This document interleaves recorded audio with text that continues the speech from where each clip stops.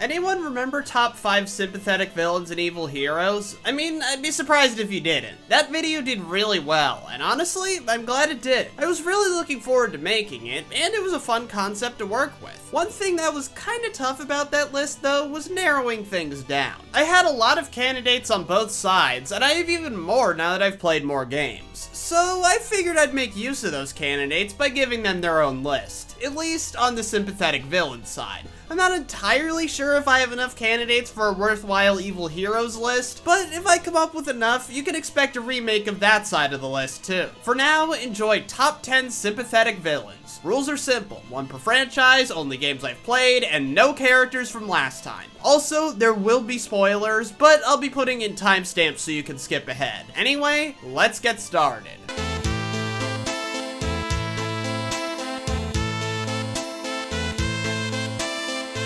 Like a lot of modern indie games, Wandersong makes a point of deconstructing common video game tropes. It's not the best game I've seen do this, but it's far from the worst. One of its best deconstructions is with the hero, Audrey Redheart. Before you get confused, she's not actually the protagonist. She's just called the hero in-game. It's her title. I should give a bit of background first. The world is ending and the actual protagonist, the Bard, was sent by the spirit Ayala to find these mythical beings called the Overseers and collect pieces of the Earth Song from them, which will save the world if successfully sung. That's a big if though, as it's never actually been done before. Meanwhile, Audrey was sent by the same person to kill the Overseers and speed up the end of the world. There's a bit more to the story than that, but that's all you need to know. The game does a great job of contrasting these two. The Bard is the one going around helping everyone, but since Audrey is the one with the big epic quest, everyone sees her as the hero. As you would imagine, she's not very heroic. She has a massive ego, is dismissive to anyone who's not singing her praises, and doesn't even seem to care that her actions are hastening the apocalypse. In other words, she doesn't care about being a hero. She just cares about being the hero. So why is she on this list? Simply put, her toxic view of what it means to be a hero hurts her most of all. The title of hero is a crutch for her. Her self-esteem hinges on it. In her mind, without the quest and fancy sword Ayala gave her, she's nothing. That's why even though she's scared of what's going to happen when she kills all the Overseers, she keeps going. Better to risk the end of the world than lose her title and her self-worth along with it. She's lower in the list because she's still awful the entire game. Even when it looks like she's going to be redeemed, she goes back on her promise and kills the Dream King, starting the apocalypse. In other words, just because you feel bad for her doesn't mean she has any redeeming qualities.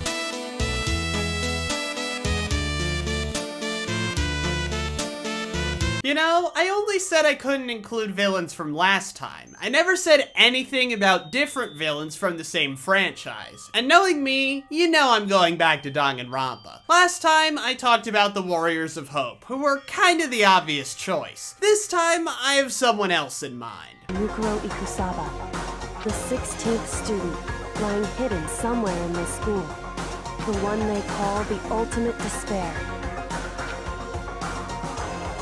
Watch out for her. Now, those of you who've only played through the story normally might be a bit confused, but that's because a lot of the info here comes from the optional content and the subtext. If you go off what the game directly tells you in the main story, Mukuro and Junko were equal partners in the killing game and equally despair-obsessed. Mukuro was meant to serve as a decoy, but Junko decided to execute her for not doing a good enough job. However, reading between the lines tells a much different story. In Mukuro's final free time event, she opens up to Makoto about how she's questioning her life goals. She mentions how she's wanted the same things since she was a kid, but she's starting to wonder if that's really what she wants out of life. And since she's being vague here, it's very likely she's talking about Junko and their quest for despair. It's possible that's never what Mukuro wanted to begin with. After all, Junko is an incredibly controlling person, and the conversations between them in the V3 talent development plan make it clear what their dynamic is. Endless psychological abuse and manipulation coming from Junko,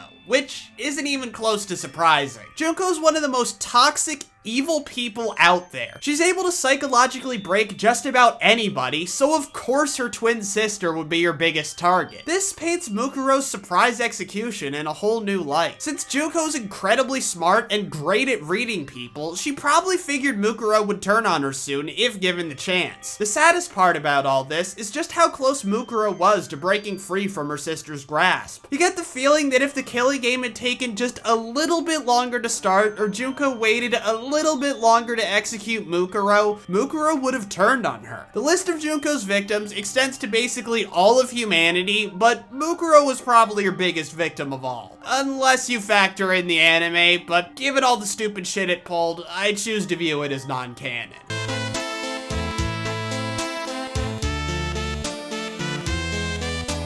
Killer is Dead is a weird game, and not in a good way. The game's fun and has a great sense of style, but the story is barely coherent. The premise is bizarre and poorly explained, plot points come out of nowhere, and it's rare that you'll have a grasp on what's going on. However, there is one chapter that makes perfect sense, and it's the one where you fight a sentient train. Back in the day, there was a beloved train nicknamed Tommy that made trips all across Europe. Of course, every vehicle, no matter how beloved, gets retired at some point. After his tenure making trips, Tommy was put in a museum for the world to admire, but even that didn't last. When we first see him, he's gonna be scrapped the next day, but before that can happen, the main villain senses the train's rage, and uses that rage to grant it sentience and send it on a rampage. Yeah, the backstory's still weird, but at least it's easy to understand. It's kinda like Toy Story, imagining how inanimate objects would feel about the way we treated them if they had feelings. Being set to be dismantled by the very people who admired you so much just a few decades ago has got to feel like the ultimate betrayal. Sure, Tommy probably would have hurt a lot of people if Mondo didn't put him down, but it's easy to see where that rage is coming from. If only the other villains in this game were this fleshed out. Actually, I don't even need that. Just make them comprehensible and we're good.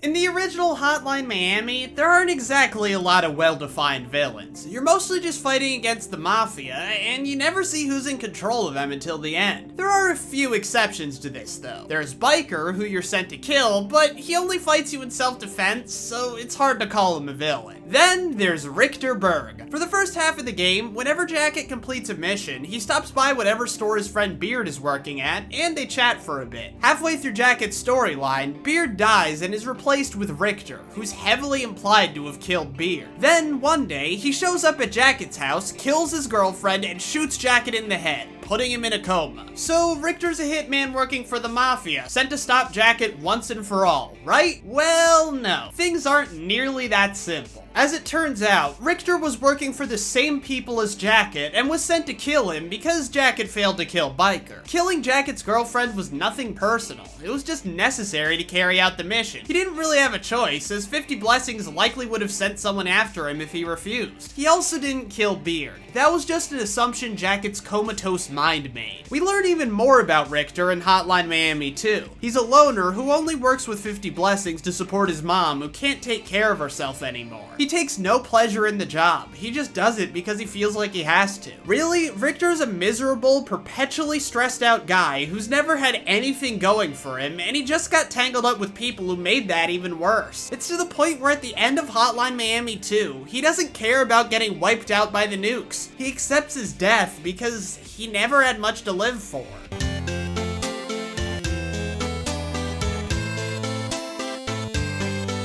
You know, it's kinda weird that I don't talk about Ghost Trick more. I guess it's because I tend to focus more on games I played recently, but still. For all the yammering on I do about Danganronpa, Ghost Trick is the first murder mystery game I really played, and it's a damn good one. But enough about Ghost Trick itself. I'm here to talk about the main villain, Yamiel. He started off as a systems engineer, but was arrested on charges of being a spy. He escaped the interrogation room, but was killed in a standoff. Not by the cops, but by a meteor fragment that pierced his heart. Sure, it killed him, but it also made his body immortal. It wouldn't age or decay, and any wounds would heal almost instantly. His spirit was also given special powers, but he had temporary amnesia after dying, and instead of going back to his body, he possessed a cat for about 6 months. Once he regained his memories, he got his body body from the morgue and went to go see his fiancée, but it was too late. Since he was declared dead, she killed herself to be with him. And no, they can't be together as ghosts. That's not how it works. To add insult to injury, he was declared innocent 6 months after his death, which didn't matter. He couldn't go back to his old life. He was legally dead. For years, he walked the earth as a ghost, both figuratively and literally. No one ever noticed him, and his feeling of isolation ate him alive until he decided to take revenge on the people who caused his death, and wound up getting screwed over by the people he partnered with in the process. Of course, Yamiel's not completely innocent. The people he targeted weren't malicious, they were just doing their jobs, if somewhat poorly. Plus, he did kill innocent people in his pursuit of revenge. You could also argue he could have made more of an effort to communicate with people, as that part of the story is kind of vague. Still, even with all those disclaimers, it's tough not to feel bad for someone who had their entire life ripped away from them just because of some bad luck.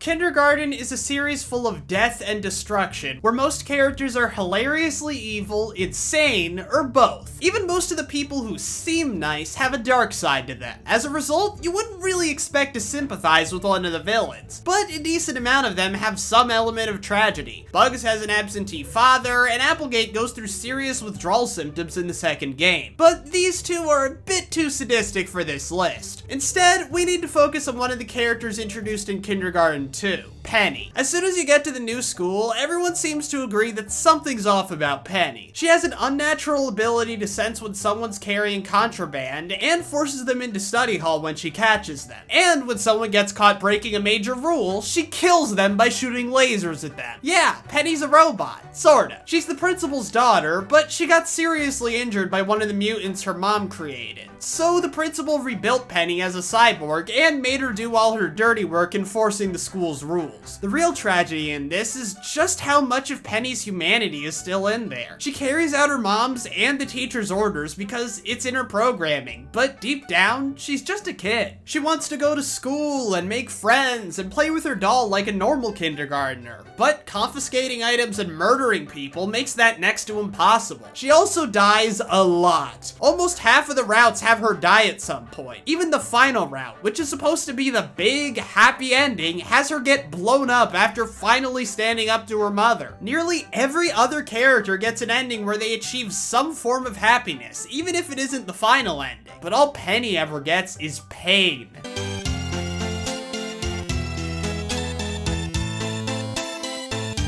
Destroy All Humans is basically what you would get if you turned Invader Zim into a video game. Obviously, they're both about alien invasions, but beyond that, there are a lot of similarities, to the point where Richard Horvitz is the main voice actor in both of them. However, the most relevant cue it took from Invader Zim is the way it portrays humanity. In order to make it so you can side with the alien invaders, it portrays humanity at its worst and most goofy. While Invader Zim shows a dystopian technological hellscape, Destroy All Humans has the most goofy, exaggerated portrayal of the 1950s I've seen. Despite how impossible it is to take most of this stuff seriously, it's tough not to feel bad for General Armquist. Armquist is still pretty goofy. He's your typical overly jingoistic American general who sees communists around every corner. No beet-eating, vodka-swilling, Trotskyite son of a bitch is gonna hijack this great nation's God-given airways. Not on my watch. He's also pretty immature, feeling the need to show off and insult his rival commanders. At the end of the day though, all Armquist really wants is to keep his country safe. Not only does he initially lead the charge against Crypto, but he's also skeptical of Majestic. Rightfully so, as they were planning to use subliminal messages to brainwash the public with their TVs. So, how is Armquist rewarded for all this heroism? Well, he's humiliated in Santa Modesta, nearly blown up by a nuke in Area 42, has his authority undermined and taken away by Majestic, and when he has nothing left, he's killed by Crypto in one of the most heartless ways possible. I think what we really wanted was to be just like you. Really? Really. I guess, at the end of the day, we really are all just human beings. Psych.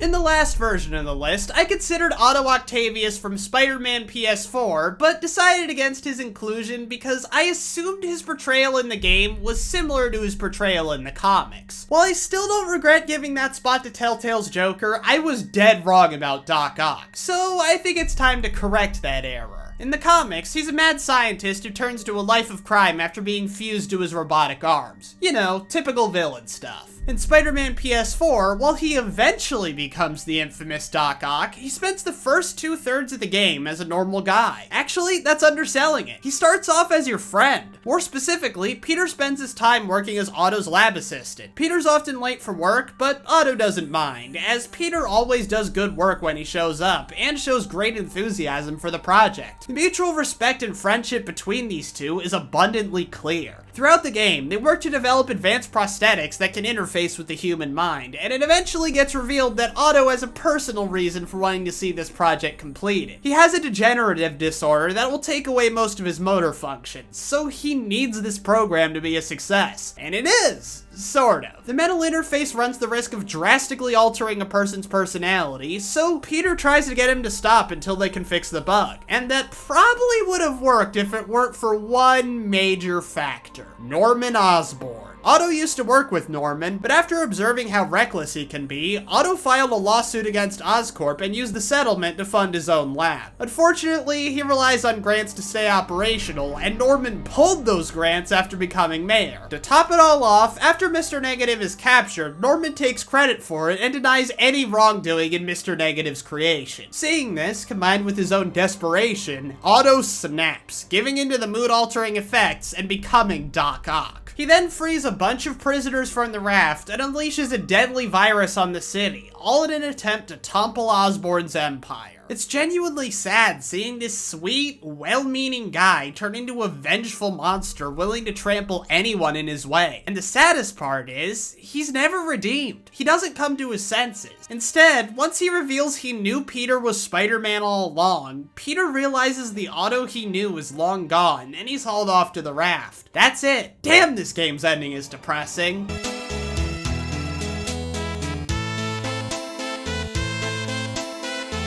One of the most common villain cliches I've seen in video games is the evil clone. You know, the main character has to face off against a dark version of themselves. These types of villains tend to be pretty generic, but are usually fine if they're just limited to a boss fight. However, they can sometimes be really clever and fleshed out, to the point where they're essentially their own character. And out of all the dark clones I've seen, I don't think any of them top Madeline from Celeste. The thing that makes her so unique is that she isn't just Madeline, but evil. She's more like a manifestation of Madeline's weaknesses, insecurities, and other things she doesn't like about herself. When she first appears, she tries to talk Madeline out of climbing the mountain before attacking her to try and get her to give up. This isn't necessarily because she wants Madeline to fail, it's more like she doesn't believe she can succeed and doesn't want her to hurt herself in the process. Sure, she can be cruel and domineering, but so is anxiety. She causes trouble here and there until Madeline gets close to the summit, when she finally decides to do something about Madeline. Rather than trying to kill her, she simply says that she's setting her free, as they'd both be happier away from each other. But of course, that isn't how this works. She's part of Madeline. She can't simply go away, and this provokes her to knock Madeline back down to the bottom of the mountain. Eventually they meet up, and it's revealed that Madeline is simply scared of what it means to climb the mountain, and she's scared of being left behind. Leaving her behind was never a viable option anyway. You can't just bottle up all your negative emotions, you have to find a way to coexist with them. And that's exactly what happens. They make amends and join forces, and that's how Madeline's able to ascend the mountain.